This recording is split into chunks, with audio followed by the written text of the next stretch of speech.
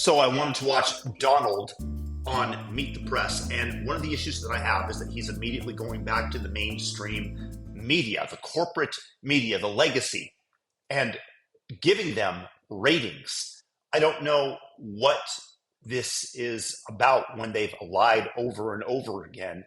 They're an asset of the deep state, and specifically, they've worked in tandem with the corrupt members of government to take him out. So I wanted to see what he's had to say here and analyze it for everybody. Here we go.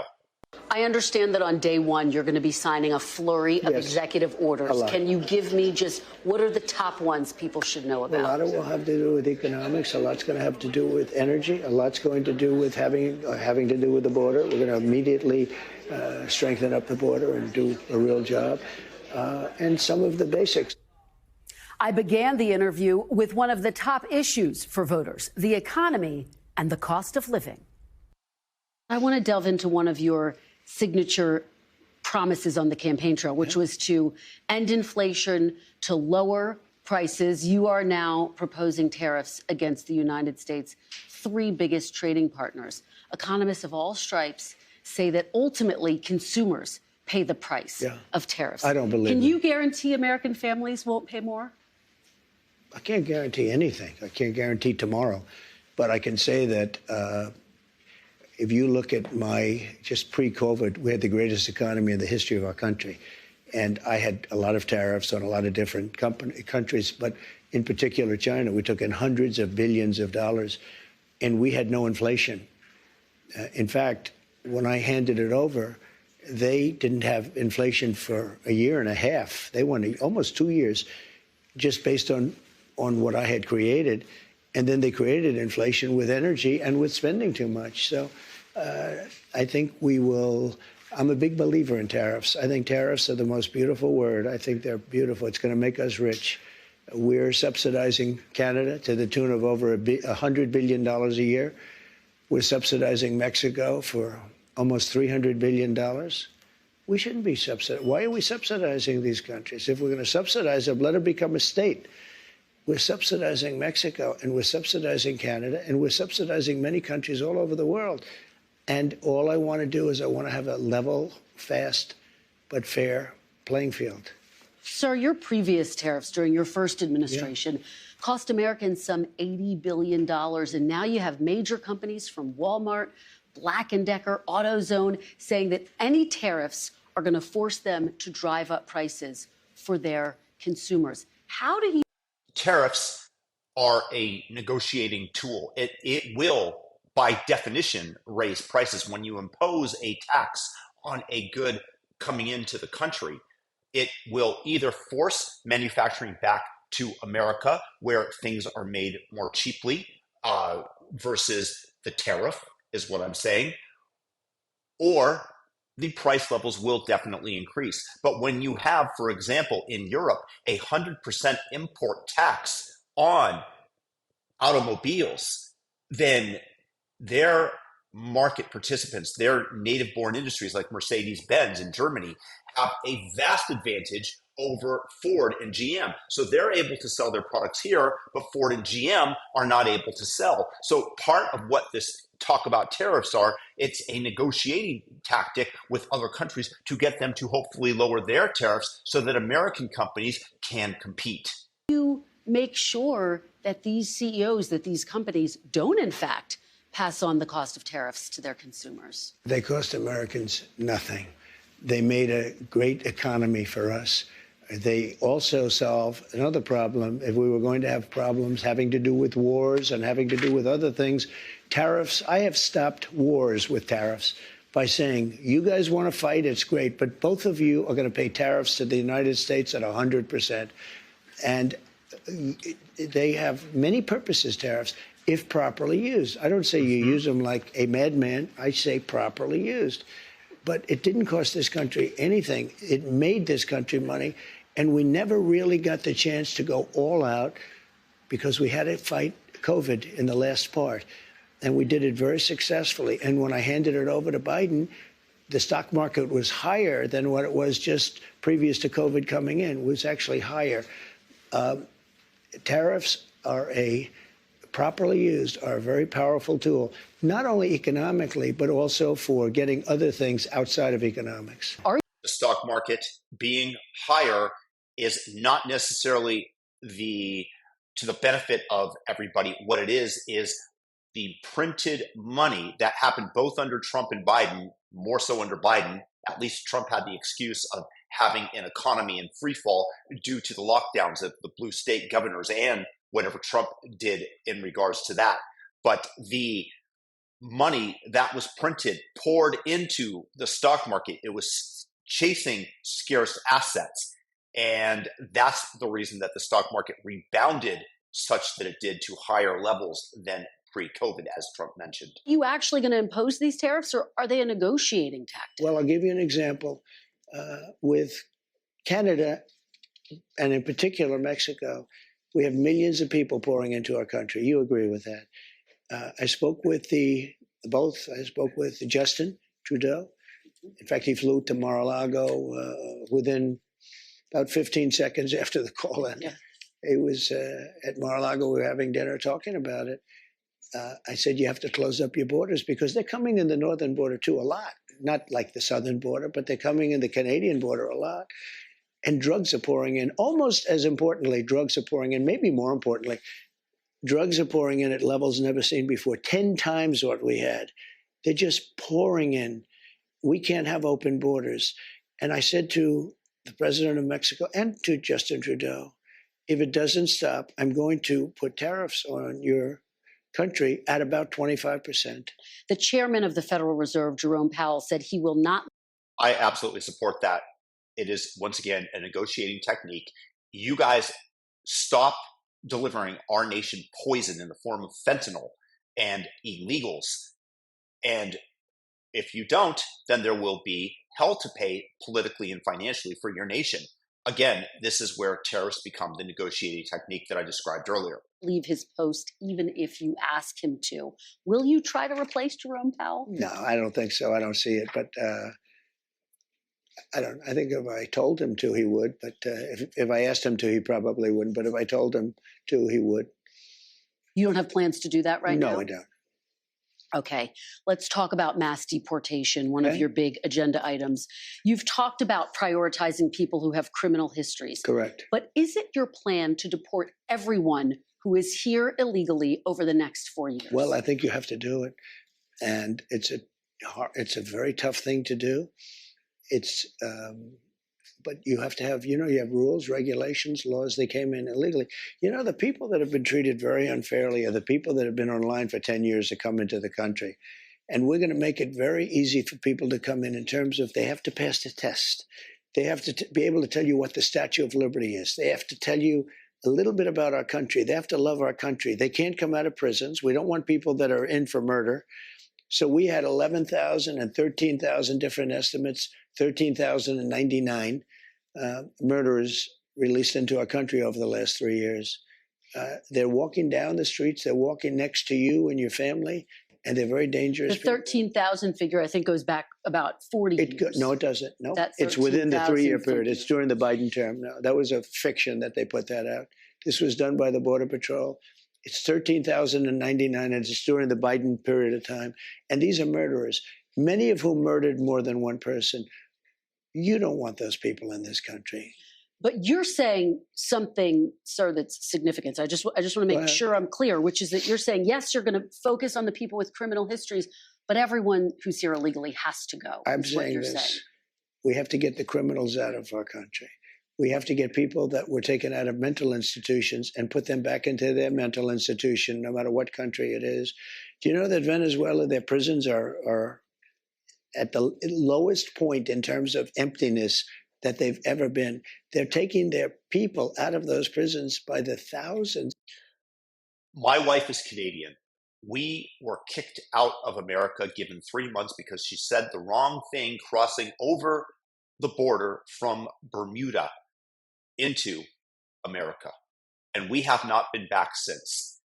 Do you know what it feels like for me, who spent thousands of dollars on trying to get her a green card and keeping the case alive as we've been living outside of the country, never having returned in the last 5.5 years to see people pouring over the border and being handed cell phones, a plane ticket, food stamps, and a cash card, and said, welcome.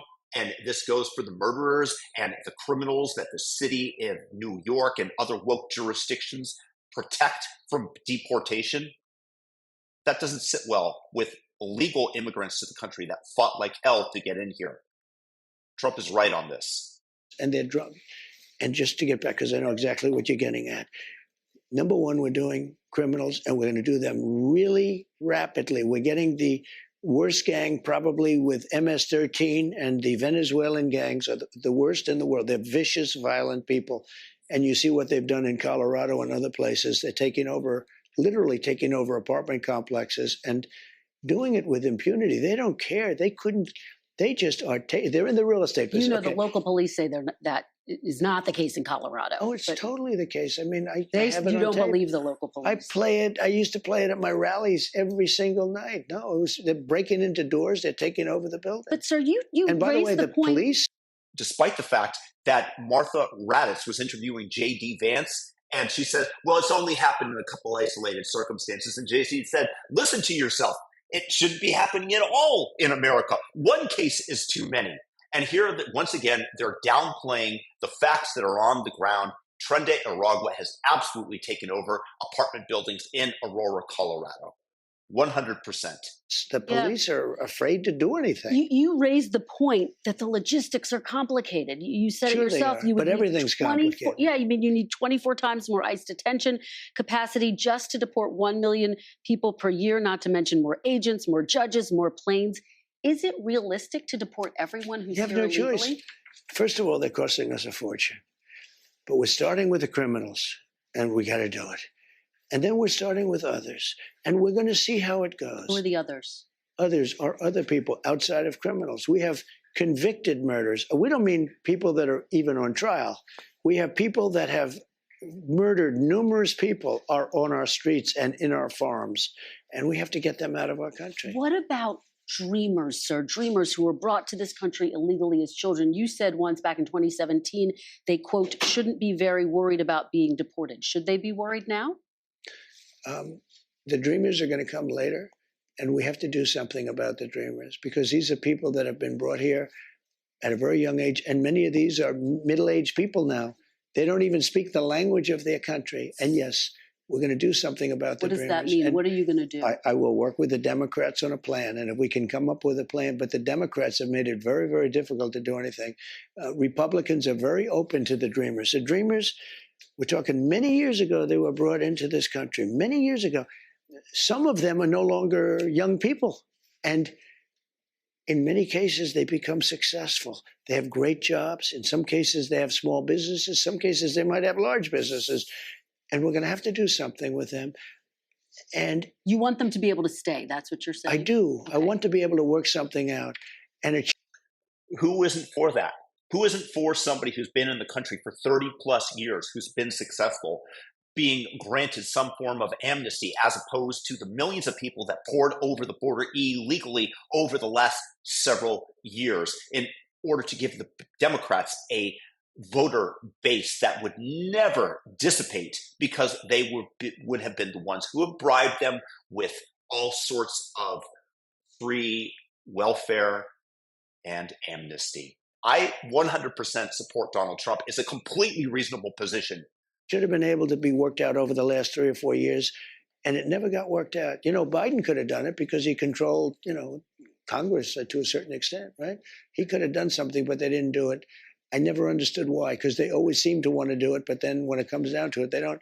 I think we can work with the Democrats and work something out. Let me ask you about another group of people, the estimated 4 million families in America who have mixed immigration status. So I'm talking about parents who might be here illegally, but the kids are here legally. Your borders are You're talking about separation. Yeah, well, I mean, there are two aspects to this. Your border czar, Tom Homan, said they can be deported together. Correct. Is that the plan? Well, that way you keep I don't want to be breaking up families. So the only way you don't break up the family is you keep them together and you have to send them all back. Even kids who are here legally? Well, what you're going to do if they want to stay with the father? Look, we have to have rules and regulations. You can always find something out like, this doesn't work, that doesn't work. I'll tell you what's going to be horrible. When we take a wonderful young woman who's with a criminal and they show the woman, and she could stay by the law, but they show the woman being taken out, or they want her out, and your cameras are focused on her as she's crying, as she's being taken out of our country, and then the public turns against us. But we have to do our job, and you have to have a series of standards and a series of laws. And in the end, look, our country is a mess. Let me ask you about some of your other promises on this topic. You've promised to end birthright citizenship on day one. Is that still your plan? Yeah, absolutely. The 14th Amendment, though, says that, quote, all persons born in the United States are citizens. Can you get around the 14th Amendment with an executive action? We're going to have to get a change. We'll maybe have to go back to the people, but we have to end it. We're the only country that has it. Through an executive action? We're the only country that has it. No, that's absolutely false. My son was born in Costa Rica. He is a Costa Rican citizen. Mexico, my daughter was born there. I told you that we've been out of the country. And she has Mexican citizenship. So what Trump is saying here, just for the record, is incorrect, unless he's saying it in a way that I'm not perceiving.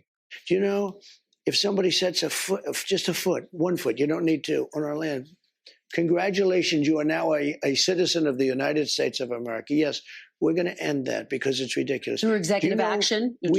Well, if we can, through executive action. I was going to do it through executive action, but then we had to fix COVID first, to be honest with you. We have to end it. Let's talk about health care. I've been talking to Republican lawmakers on Capitol Hill. They say it's no longer feasible to repeal and replace Obamacare because it's so entrenched in the system. Do you see it that way? Is that now off the table, repealing and replacing? When John McCain let us down by voting, and Murkowski and Collins and whoever it was that voted against, but they really let us down. They did us a great disservice because we would have had great health. Obamacare is lousy health care. It's very expensive health care for the people. It's also expensive for the country, but for the people, it's lousy health care. When John McCain gave his thumbs down after saying for 10 years that he wants to repeal and replace, okay? And then he came out, put his now famous thumbs down, and he became a hero to the left. Let me tell you, if we find something better, I would love to do it. But but one thing I have to say, I inherited Obamacare, or anything else you want to go. It's got about 20 names, but I inherited it. And I had a decision to make with Health and Human Services. I had a big decision to make. Do I make it as good as we can make it, or do I let it rot? And a lot of political people said, let it rot and let it be a failure. I said, that's not the right thing to do. And I had very good people in the medical area that handled that. And I said, what do you want to do? He said, we really have an obligation to make it as good as we can. And we did. We made it as good as we can make it. Instead of making it bad where everybody would be calling for its repeal, I made it so that it works. Now, but you did try to overturn it, sir. It's lousy. You did try to overturn it. You did have your Justice Department try to direct the Supreme Court to overturn it. We got a little bit of a surprising opinion, to be honest with you. If it would have been overturned, we would have had much better health care right now. But right now, we have something that I made the best of. I could have made the worst of it, and it would have fallen by the wayside. I did the right thing from a human standpoint. But, I'm sort of proud of my decision. At the same time, sometimes I regret it. I told the people, and I gave them the money to do it. I said, fix it, make it work, because people would have suffered. But it's too bad that they voted no. I wish John McCain, he fought for 10 years on replacing Obamacare for 10 years, and then he voted against. Nobody understands it. Sir, you said during the campaign you had concepts of a plan. Do you have an actual plan at this point for health care? Yes, we have concepts of a plan that would be better. Still just concepts? Do you have a fully developed plan? Let me explain. We have the biggest healthcare companies looking at it. We have doctors. We're always looking because Obamacare stinks. It's lousy. there are better answers. If we come up with a better answer, I would present that answer to Democrats and to everybody else, and I do something about it. But until we have that, or until they can approve it, but we're not going to go through the big deal. I am the one that saved Obamacare, I will say, and I did the right thing. I could have done the more political thing and killed it. And all I had to do is starve it to death. You did try to have your Justice Department effectively kill it, though, No. sir. Kill it from a legal standpoint, but from a physical standpoint, I made it work. In your concepts of a plan, sir, will people with pre-existing conditions still have coverage? And can you guarantee their prices will not go up? The answer is yes. They'll have coverage. You have to have it. And what about their prices? Because you know what? What about their prices, sir? I want the prices to go down. I want to have better health care for less money. And there are ways of doing it, I believe. Let's talk about. Here's the deal. When you have doctors that are inundated with paperwork and are taking 50% of their time to dot all the I's and cross all the T's, then that is time that they are not able to spend with patients. Do you think that there's going to have the same efficacy if you reduce the burden of the paperwork upon these physicians?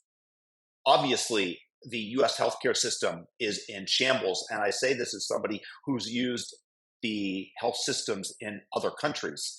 Not to go into details, but our daughter was in NICU when she was born in Chiang Mai, Thailand, for 3 weeks, and the total bill with excellent care, and they saved her life, was, I think, $7,000. Now, obviously, these people are getting paid far, far less, and then the U.S., that would naturally be much higher with the salaries that are paid to the nurses and the doctors.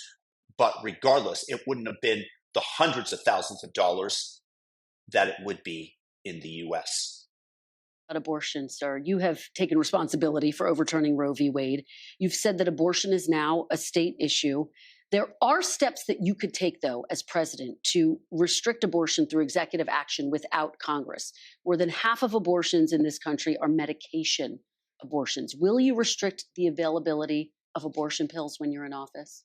I'll probably stay with exactly what I've been saying for the last 2 years, and the answer is no. You commit to that?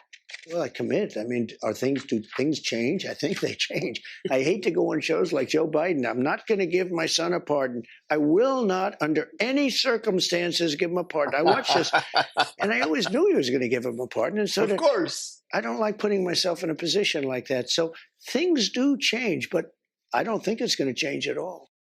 You named Kash Patel to be the next FBI director. Yeah. He has a list in his book of 60 people that he calls members of the so-called deep state. It includes Democrats like Joe Biden and Hillary Clinton. It includes former members of your cabinet, from Bill Barr to Christopher Wray. You campaigned on destroying the deep state. Do you want Kash Patel to launch investigations into people on that list? No, I mean, he's going to do what he thinks is right. Do you think that's right? Do you think that's right, sir? If they think that somebody was dishonest or crooked or a corrupt politician, I think he probably has an obligation to do it. But are you going to direct him to do it? No, not at all. Not at all. We have two great people there. We have him and we have Pam. And Pam Bondi has been like a rocket ship. She's very popular and very good and very fair. And Kash Patel is very fair. I'll tell you, I thought Kash may be difficult because he's, a strong conservative voice. And I don't know of anybody that's not singing his praises. The other day I was watching, and Trey Gowdy, who's a moderate person and very smart and very respected in the party, he's Kash's biggest fan. He said, this is the most misunderstood man in politics. He's great. I guess they worked together on the Russia hoax or something. And Trey Gowdy became a fan. Trey Gowdy. Everybody respects him. And, just like him, others also. I don't know of one negative vote. I don't think he's going to have any negative votes. Is it your expectation, though, that Kash Patel will pursue investigations against your political enemies? No, I don't think so. Do you want to see that happen? If they were crooked, if they did something wrong, if they have broken the law, probably. They went after me, They went after me and I did nothing wrong. Well, let me ask you this. You said President Biden quote, that you're going to appoint a real special prosecutor to go after Joe Biden. You said that Where during did I say that? the campaign. Where? You said that on Truth Social, June 12th, 2023. I will appoint a real special prosecutor to go after the most corrupt president in the history of the United States, Joe Biden, and the entire Biden that part is crime true. family. Are you going to do that? Are you going to go after Joe Biden? I'm really looking to make our country successful. I'm not looking to go back into the past. I'm looking to make our country successful. Retribution will be through success. If we can make this country successful, that would be that would be such a great achievement. Bring it back. We have a country now that's overridden with crime, that has millions of people that shouldn't be here, that should be in prisons in other countries, that should be in mental institutions. We have drug lords being dropped into our country and told never go back to their country. I'm looking to make our country great. I'm looking to bring prices down because, I won on two things, the border and more than immigration. They like to say immigration. I break it down more to the border, but I won on the border and I won on groceries. It's a very simple word, groceries. Like almost, who uses the word? I started using the word, the groceries. When you buy apples, when you buy bacon, when you buy eggs, they would double and triple the price over a short period of time. And I won an election based on that. We're going to bring those prices way down. I want to pause here because what you're saying is significant. Because you wrote on Truth Social in 2023 that you're going to appoint a real special prosecutor to go after Joe Biden. Now you're saying you're not going to do that. I will say this. No, I'm not doing that unless I find something that I think is reasonable. But that's not going to be my decision. That's going to be Pam Bondi's decision and, to a different extent, Kash Patel. Assuming they're both there, and I think they're both going to get approved. But while you ask me that, what they've done to me with weaponization is a disgrace. We'll get to some of that. No, sir. wait. You can't do one without the other. Thank you. Bam, put her in her place. Nothing like this has ever happened. And I've won these cases. I've won every one, and the rest are in the process of being won. Deranged Jack Smith is on his way back to The Hague, where he can execute people. This is where he should have stayed. I think he's dangerous even being there. But I'll tell you what they've done to me in terms of weaponization, indictments, impeachments, and everything else. And in the end, it probably helped me because I got the biggest vote, the most votes any Republican's ever gotten in history. Pam Bondi talks about investigating the investigators. Do you want her to investigate Jack Smith? I want her to do what she wants to do. Do you want to see Jack Smith investigated? Well, I think he's very corrupt, but I want her to do whatever she has to do. Are you going to direct her to prosecute Jack Smith? She's a very smart person. She was a great attorney general in Florida. She's very experienced. I want her to do what she wants to do. I'm not going to instruct her to do it. No. Sir, are you? It's already settled.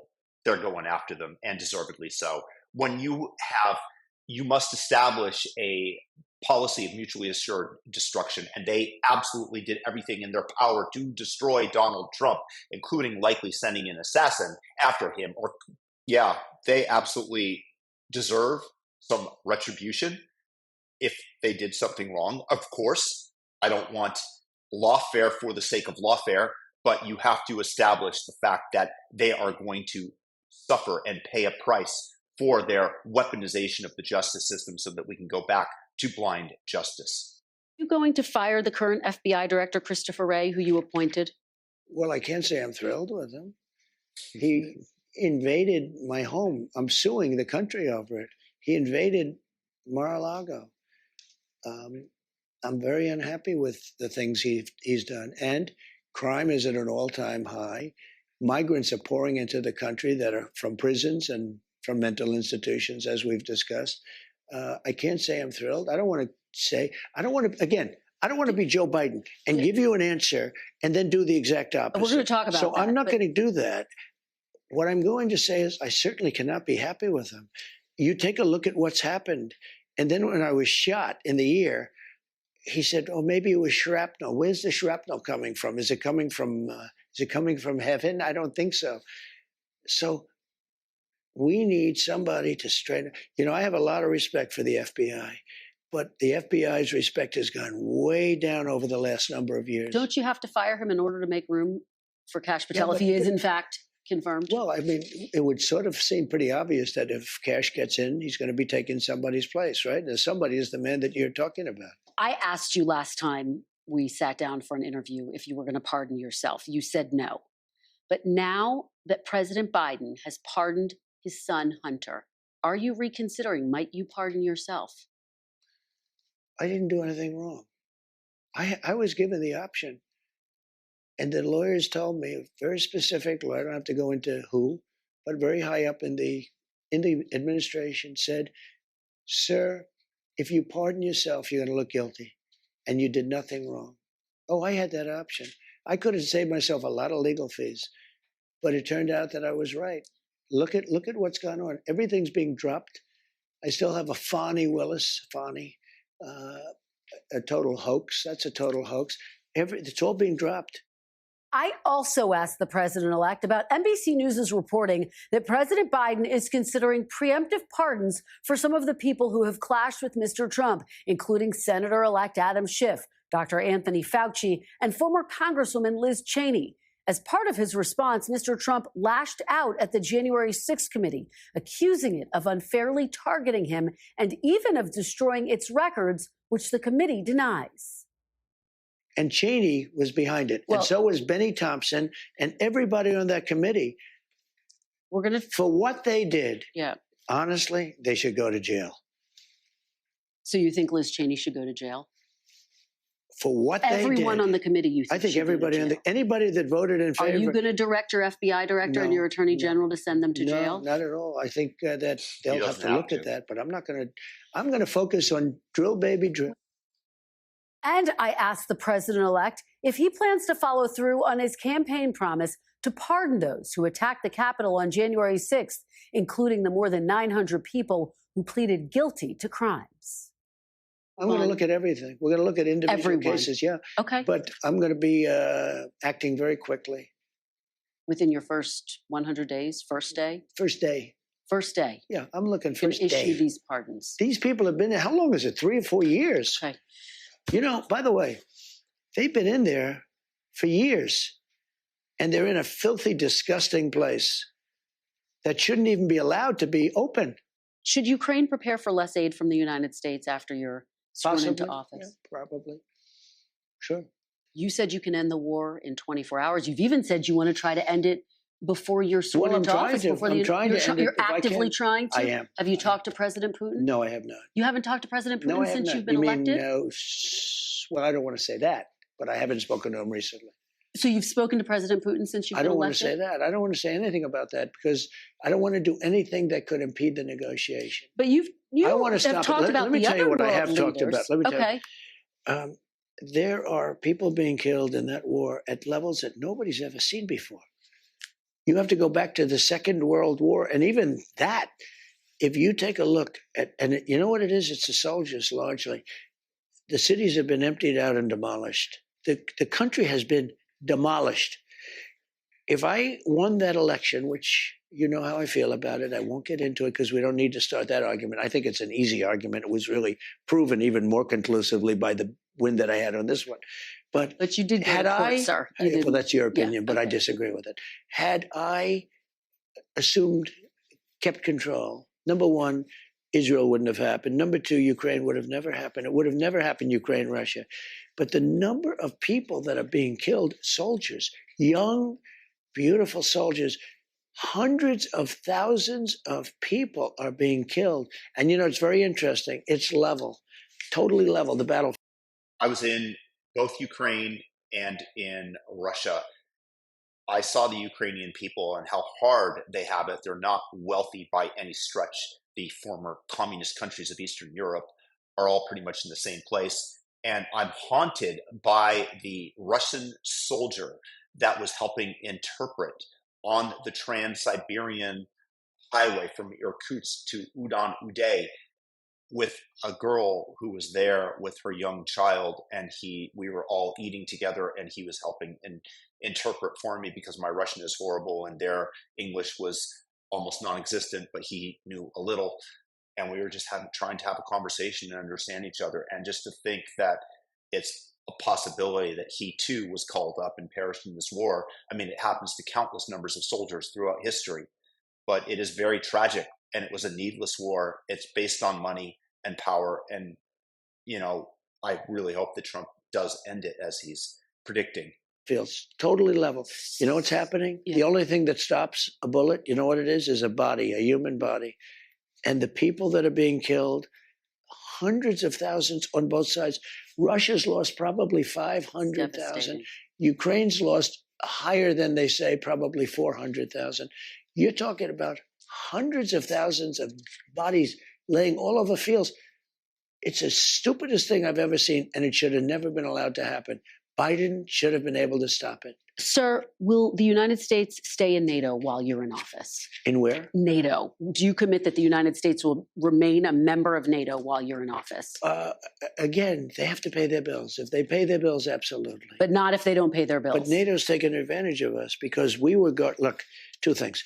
Number one, they take advantage of us on trade, meaning the European nations, okay, like terrible. They don't take our cars. They don't take our... That's what I described to you earlier when we were describing the tariffs that he was trying to enact to level the playing field.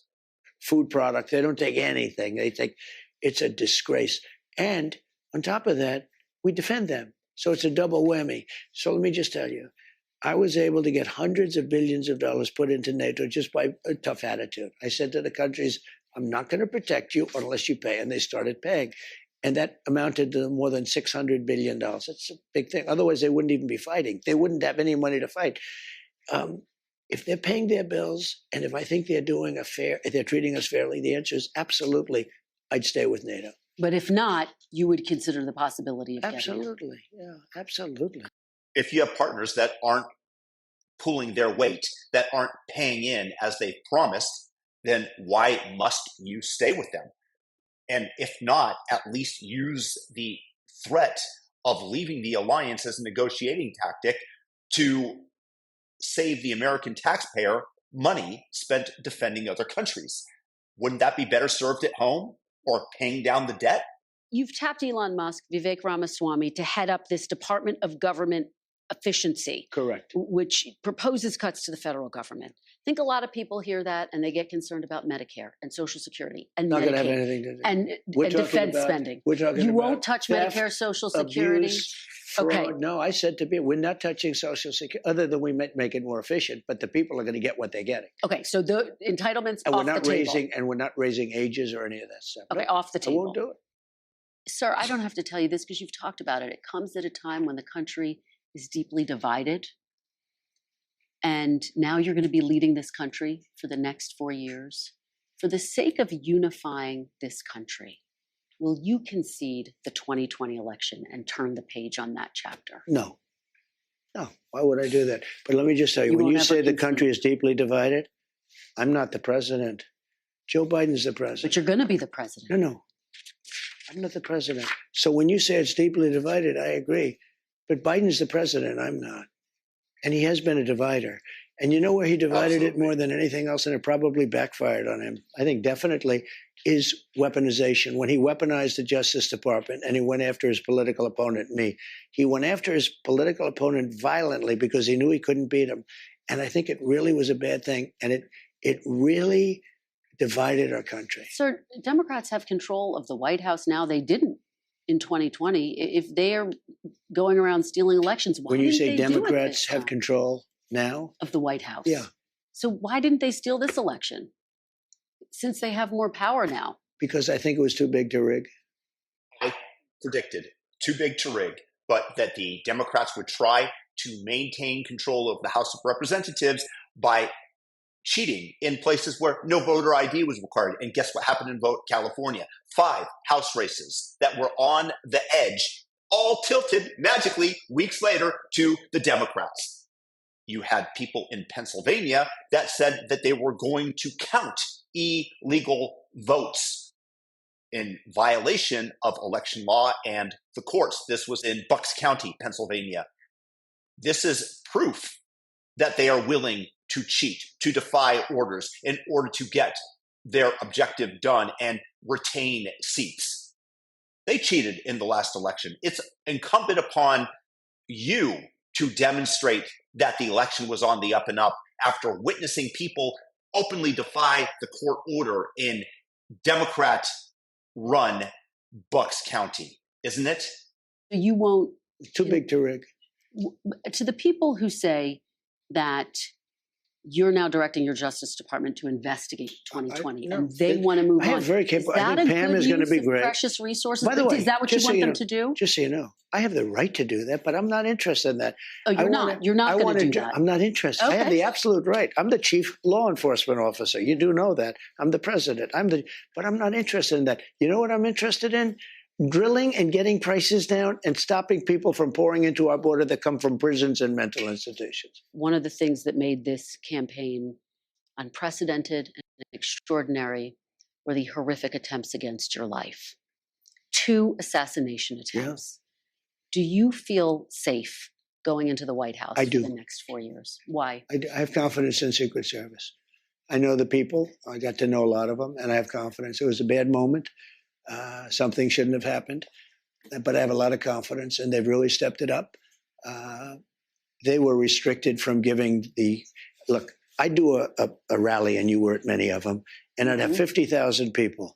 Joe would have a rally, and he'd have 30 people, and he had more Secret Service than me. My Secret Service was always asking for more manpower / women power.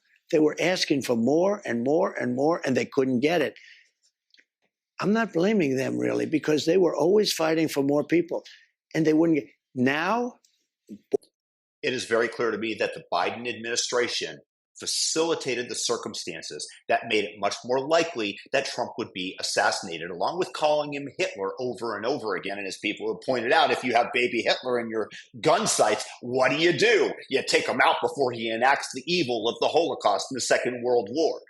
It was completely intentional by the Biden administration, and they just set it up that the percentages were such that it made it more likely that Trump would be taken out. And by the grace of God, he didn't. We had a fork in the timeline, and we got lucky. Boy, do we have it. I want to ask you, sir, one final question. What do you want to say to Americans who didn't support you in this campaign? I'm going to treat you every bit as well as I have treated the greatest MAGA supporters. There's never been anything like MAGA in the history of this country. These people are so dedicated to making America great again. It's very simple. And I'm going to treat them just the same as I treat MAGA. We're going to treat everybody good. We want success for our country. We want safety for our country. You know, our country is under threat, as you know.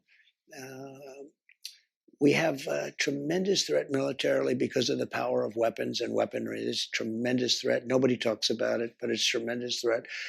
I want to treat everybody the same. I want to treat them well. And at the end of this 4 years, and I have a big head start because I was there for 4 years fairly recently. A lot of bad things were done during the 4 years that I wasn't there, and mostly in what they've done in terms of our reputation overseas. Our reputation is so bad, so shot. I got to bring it back, and I also have to bring back civilization to our country. Our country is a crime pot, and we have to get rid of crime. We have so many things to do. We have to do the prices. We have to do all of that. But we have to get the criminals out of our country. We have to bring down crime. People have to be able to walk across the street and buy a loaf of bread without being shot, and that's going to happen. But what I say to them is, I love you, and we're going to all work together, and we're going to bring it together. And you know what's going to bring it together? Success. I saw that just prior to COVID coming in, I had polls that were the highest anyone. McLaughlin and Fabrizio said, George Washington and Abraham Lincoln, if they came back from the dead and they ran as president and vice president, couldn't beat you, sir. We were doing so well. And I was getting along with the left. Let's call it the left. Will be nice. Okay, we're just going to call it. But I was getting along with people that you would consider liberal or progressive, as they like to say, at levels that I never thought was possible. And you know what it was? Success. Success was bringing the country together, and that's what I want to do. Good. Let me ask you, sir, as you think about your inauguration, I remember your first inaugural address, you talked about American carnage. Have you thought about your message for your second inaugural address? I have. Can you give us a preview? We're going to have a message that will make you happy, unity. It's going to be a message of unity. And again, I think success brings unity. And I've experienced that. I've experienced it in my first term, as I said. We're going to be talking about unity, and we're going to be talking about success, making our country safe, keeping people that shouldn't be in our country out. We have to do that. I know it doesn't sound nice, but we have to do that. But basically, it's going to be about bringing our country together. Sir, when you think about your time in office, you are making history for a range of reasons, including the fact you will be the oldest person to be sworn into office. Do you commit to releasing your medical records? Sure. I do it all the time. I think I've released 4 of them. Not just a letter, though, your full medical report. Yeah, I would. And I think anybody should. But, I mean, according to all the reports, I don't want to, where's wood? Is there some wood where I can knock on wood? But my reports are very good, very strong. So you plan to release Sure. them? I have no problem with it. Well, overall, I give Donald Trump an A for the interview. He was relaxed, calm, cool. He answered the questions that she presented in a concise, non-meandering manner. He was firm. He laid out his policies. I think that many people, some of my liberal friends included, were relieved that he wanted to work something out for the Dreamers. I would give him a solid A, and I think that Kristen Welker was uncharacteristically fair in her line of questioning and demonstrated some respect for the president that I did not see leading up to the election. So kudos to Donald Trump. I still don't think that he should have given the corporate legacy media an interview. I don't see why he needs to prop up their numbers, but he did. And I want him to be successful, as I hope every single American does while he's in office. Leave your thoughts in the comments below, thumb up the video, and if you liked what you heard here, subscribe. Peace.